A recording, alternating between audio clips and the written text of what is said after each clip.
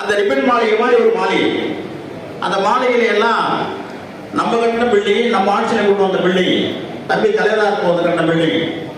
அந்த பில்டிங்கை நீங்க தான் வந்து அலங்கரிக்கணும். 2026 முதலமைச்சர் அருமையான எடப்பாடி அவர்கள் வந்த பிறகு அடுத்து நடைபெறுகின்ற நகரமன்ற தேர்தலில் நீங்க எல்லாம் போய் அங்கே உட்காரணும்.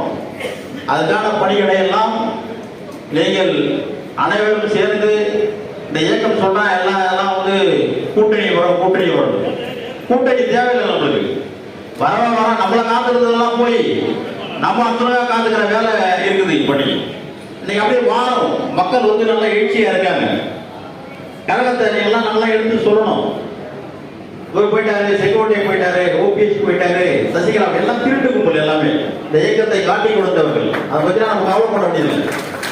ஒரு நாள் ஊர்ல ஒரு நாள் ஒத்தவட்டால் அதை பற்றி நம்ம வருத்தப்பட வேண்டியதில்லை. இயக்கம் வலிமையாக இருக்கிறது.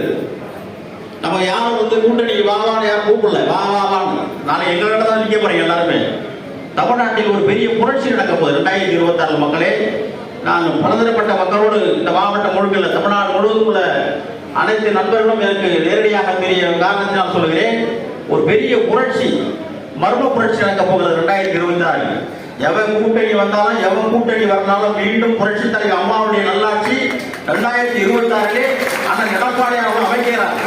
எந்த மாற்று கருத்தும் இல்லை. கண்டிப்பா எல்லாம் யாரும் அச்சப்படாதீங்க, யாரும் பயப்படுத்தாங்க. நம்ம ஆட்சியில் நடக்க போகுது.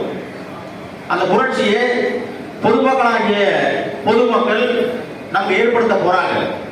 யாரோட கூட்டணி? புரட்சி தலைவர் அம்மா சொன்னாங்க மக்களோட கூட்டணி. எவன் வந்தா வரல, மக்களோட கூட்டணி. நம்ம பொதுமக்கள் இருக்கிற முடிவு இருக்குது, பெருவாரியான மக்கள் இருக்கிற முடிவு தான் இந்த அரசை நிர்ணயிக்கக்கூடிய பொதுமக்கள் இருக்காங்க. அவங்க தான் நிர்ணயிக்க போறாங்க. அவங்க எப்போ இந்த திராவிட முன்னேற்ற கழக ஆட்சி ஒழியும், எப்போ தேர்தல் வரும் பாக்குறாங்க. ஏன்னா மார்ச்சி வரைக்கும் தரலைங்க, சீக்கிரமா கூட வைக்க சொல்றாங்க பொதுமக்கள்.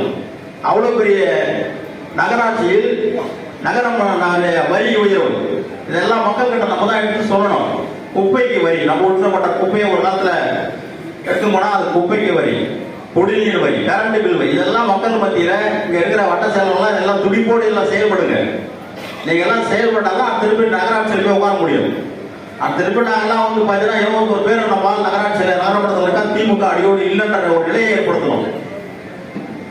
அதனால ஒரு நல்ல நகர செயலரை பெற்றிருக்கின்ற மறைமலை இடத்திற்கு அருமை தம்பி கோபிகன் அவர்கள் நோய் நொடி இல்லாமல் நீண்ட ஆயுளும் நிலைத்த புகழும் பெற்று 2026 அவர் மீண்டும் நகரமன்ற தலைவராக அமர்வதை நான் பார்க்க வேண்டும் என்று கேட்டு தங்கள் வாய்ப்புக்கு நன்றி அமைகிறேன். நன்றி, வணக்கம்.